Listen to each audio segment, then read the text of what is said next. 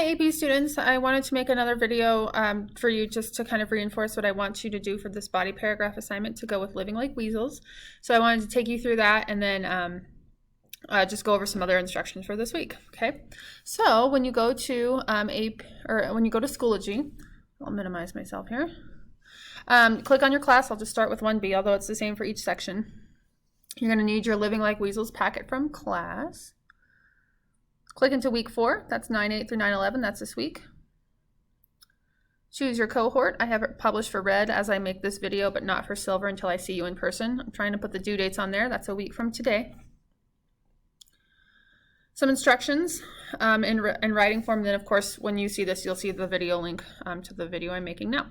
So you'll click into this Google Doc, and yours will look a little different. Yours of course will say my document right here. Mine looks different because I'm a teacher. When you click on that, it'll then bring up this document with the submit button, which is what you'll click when you're done with your writing. Okay? All right, so the instructions for this assignment are to obviously read my notes, read my introduction that I wrote for you for Living Like Weasels. I have a sample for you that you would want to consult, I hope. And then you're going to choose one additional section from the essay. It's not an article, it's called an essay, that you want to do. It would make sense for you to do the next one because I'm going to give you the sample body paragraph for the first section, but don't feel like you have to do that. Do the easiest one for you, the one where you think you can do the best. All right, so when we write body paragraphs, let's just assume the prompt is the same, which it is. What are the rhetorical strategies that the author uses to convince the audience of purpose?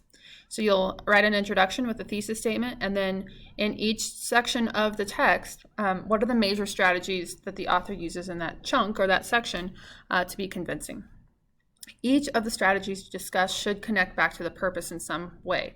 If you annotated for a strategy and you are having trouble connecting it back to the purpose, then simply don't write about it. Your annotations are your notes, not requirements for you to write on, okay? For this body paragraph, you'll use quoted evidence. I want you to try to embed that evidence into your sentence. The easiest way I can tell you to do that is to try to start a sentence of your own and kind of let a quote finish it, or let a quote be in the middle of it as you write. You're not introducing the quote as the following quote shows simile, period, and then the quote. I want you to just embed it into your natural sentences. In my example, I have a way to show you that. I want you to think about writing in this way.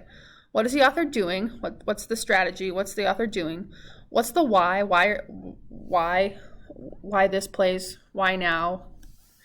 Then you'll provide a quote or label the strategy or both. And then you'll need a couple sentences usually for each one to connect back to the thesis. And you'll repeat that process until you've covered the major strategies in your chunk or section. I should use the word section, although chunk is more fun.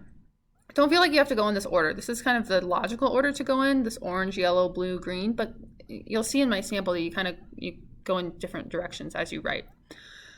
All right, rather than saying this quote shows, I want you to consider after a quote, starting the sentence with one of these.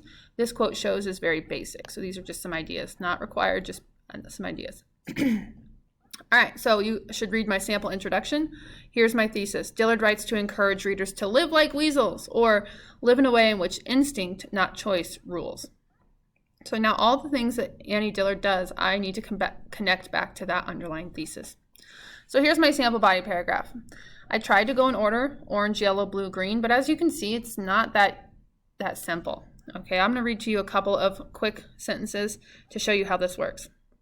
In the first section, so here's my transition. In the first section of the essay, Dillard defines the weasel as a creature that is, quote, wild. So again, I'm embedding a quote and just jumping right into what she's doing. Her short sentence to begin the piece sets up a recurring strategy she uses at the beginning of many of her paragraphs. Just like the instinct-acting, short-thought, short-wired weasel, Dillard imitates the thought process with her immediate and intentional short phrases. So here's what she's doing. She imitates the thought process. She then goes on to provide facts about the weasel, and even this I should probably put in blue because it's actually a strategy. Seemingly sweet and soft as its tail is, quote, draped over his nose to sleep, Dillard is quick to note a contrast that the weasel sometimes kills, quote, more carcasses than it can keep warm. She does this in order to create the interesting paradox that is the weasel, seemingly sweet, but intensely instinctual. So again, when I use that word instinctual, here I am connecting back to my thesis. I'm not saying this quote shows. I'm talking about why she's doing it and how it connects to thesis. With a tone of jealousy and awe, here's what she's doing. Dillard idolizes the weasel for his ways. As the section continues, Dillard narrates, again, I should probably put that in blue, that's the strategy, narrates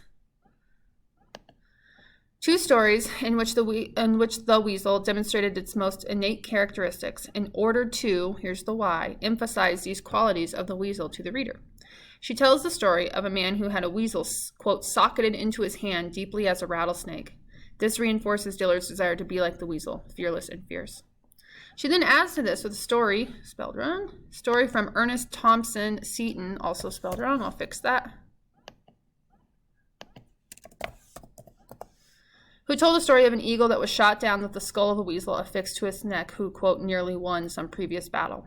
She then questions rhetorically what that battle was like, dreamily admiring the weasel for the fight he has in him, which she wishes to emulate in her own life. Again, I'm going back to the thesis. What is it? That instinct, not choice, rules. There would be no point in this if Dillard had not then encountered a weasel herself. She, quote, startled the weasel as much as it startled her. And this repetition of the word startled demonstrates how important yet randomly wonderful this event was, as she used to consider how she wants to move forward living her life on careless instinct and necessity rather than choice. Again, using words from my thesis. All right. So this below is where you'll then try to repeat it. Don't feel like there's a certain sentence length. You know, I want it to be natural. I want to provide you guidelines with how to write these, but recognize that even though this is kind of a nice, neat order, orange, yellow, green, blue, green, it doesn't always end up like that. I basically just wrote this paragraph and then went back and highlighted it for what I thought I was doing as I was writing per my own guidelines. 5 to 12 sentences probably. Remember, what is the author doing? Why is it important? Where is the evidence? And how does it prove the thesis or purpose? That's how you write the essays. And you will go through this. Each body paragraph will go through each chunk and the major ones. Now, any essay that you write for AP or for me in a time setting would not be as long as Living Like Weasels. In fact, it'd probably be about a quarter of the length. And so it makes it easier to chunk and get through all of the sections in the time that you're given, which is about 45 to 50 minutes, okay? We will move to that experience later next week, probably remotely, as I want to give you some time in class to look at some examples and evaluate a variety of approaches to body paragraphs before you go ahead and write one of your own in an essay. Thanks for watching. Good luck, and I'm sure what you have will be great. Thanks again.